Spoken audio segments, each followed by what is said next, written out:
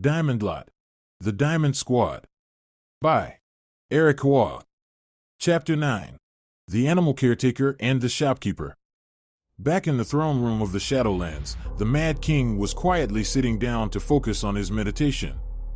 As he was in deep focus, one of his orc minions entered the room and disrupted his meditation. The orc bowed down in the king's presence and notified him that 3 of his elite soldiers were waiting to enter. The orc was about to turn around and let the elites in, but the Mad King told his lackey to wait. He slowly gets up from his meditation stance and walks to the orc, who was beginning to feel nervous. When asked if he had meditated before, he nervously shook his head. The Mad King didn't want his minion to feel left out of such an experience, so he reached out his hand towards him. The orc cowered as he was too paralyzed by fear. He stood still with his hands covering his face as the Mad King placed his right hand on top of his head. In seconds, the orc was turned into stone, and there was no way to reverse the process. After punishing the orc, his 3 elite soldiers entered the room. They were all relatively the same size and height, but they had some defining features about them. One had bugs flying around his body. Another held a staff with a skull at the top of it. And the last one held a giant scythe. He had an important task for them. Within the city of Fifth Guard, Zoe took Bella, Chelsea, and Nathan through the bazaar. There were many shops here for people to barter for different goods, but they were not there to trade with the multitude of vendors. Zoe had specific people in mind for them to see. She brought them into a store where they were met with Guranjan, a kind and always smiling shopkeeper. She greeted the 3 warriors as they entered, and she allowed them to browse through her store. The store was filled with a variety of items, from potions, food, crafting materials, scrolls, armors, weapons, and some miscellaneous items that most people have never seen before. Bella and Nathan were so intrigued by all the items, they began to point to various items throughout the store, asking Guranjan what they were. There were common items such as skeleton arms, horns from giant beetles, rare items like salamanders' tails, and the mythical serpent worm's eye. They were both starstruck initially until they wondered, where did Guranjan get all these items? She replied with a smile, but she never gave a clear answer. From that moment on, Nathan and Bella knew there was more to this innocent shopkeeper than meets the eyes. Chelsea felt bad for Guranjan and asked the 2 to focus on getting the items that they need. With so many options to choose from, Nathan and Bella became indecisive. So Nathan had the idea of getting 3 of everything, 1 for each of them. However, Chelsea explained that they didn't have the money for it. That was when Zoe came in and told them that Queen Victoria would pay for all their expenses. When Bella and Nathan heard those words, their eyes widened and their jaws dropped. They went around the store grabbing everything they could. Chelsea watched in embarrassment as the events unfolded before her eyes. After they were finished picking out everything, Guranjan let them know she was happy to help them and would send Queen Victoria the amount she would owe.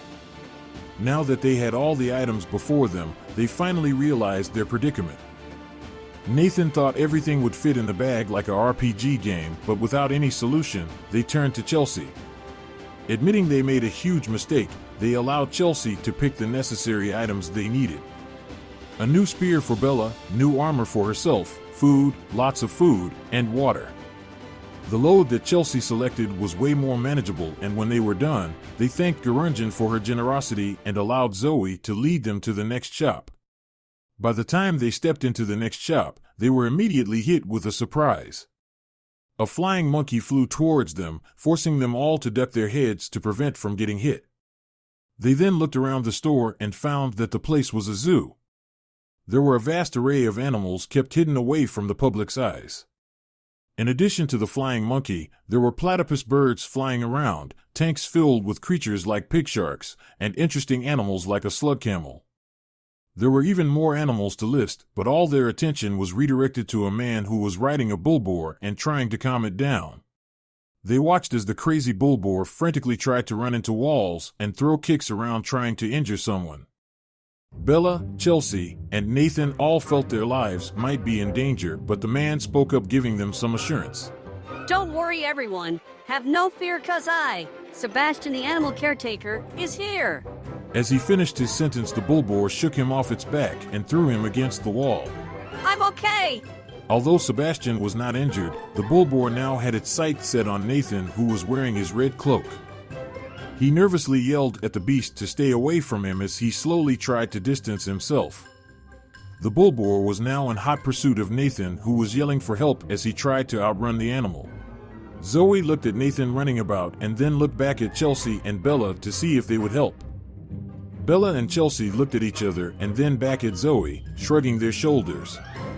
So Nathan continued running full speed in circles as the three continued to watch. Thankfully, Sebastian came to his rescue by jumping on the Bullboar's back. He grabbed some berries from his pocket and held it by his nose. The Bullboar picked up the scent of the berries and began slowing down before coming to a stop and eating the berries. Once the animal was calm, it went back to where it would normally lay down and Nathan could finally catch his breath. After he handled the situation, Sebastian turned back to face his new customers. He wasn't sure they heard him clearly before, so he decided to redo his introduction. As I was saying, my name is Sebastian, the animal caretaker and owner of this store. Welcome to my animal emporium where we find the perfect companion for you.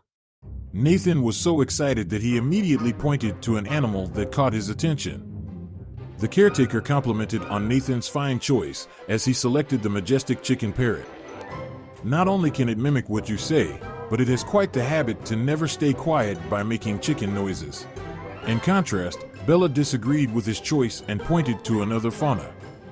Sebastian acknowledged Bella's quality selection as she picked the gorilla bear, an extremely strong animal that is also quite stubborn and hates to listen to its owner. Since they were only allowed to pick one, Nathan kept vying for the chicken parrot, but Bella wanted the buff gorilla bear. Their argument was getting on Chelsea's nerves, so she grabbed them both by the ear to calm them down. It was clear neither of them were mature enough to take care of the pet, so Chelsea interceded. She saw an egg tucked away at the back of the store and asked Sebastian about it. He let her know that the egg was a complete mystery to him. He's had the egg for many years and not once had it ever showed any sign of hatching. Although what Sebastian said should have discouraged Chelsea from selecting the mysterious egg, something about it was pulling her towards it. Trusting her instincts, she made the decision. As he was passing ownership of the egg over to Chelsea, he bid her good luck with the hatching process, but before he could finish, everyone heard a cracking sound coming from Chelsea's arms. The egg was hatching. Emerging from the shell of the egg was a cute and adorable little dragon. Sebastian couldn't believe his luck, but everyone was mesmerized by the baby dragon. Chelsea embraced the new member of their team, and she already had the perfect name for her: Leeloo. With all their items prepared, Bella, Nathan, Chelsea, and their newest member, Leeloo, were led by Zoe to the gates of the kingdom. Zoe wished the team safe travels as they journeyed to find one of the remaining 3 warriors that possessed the legendary hero's soul. Their next destination: the town of Anjan.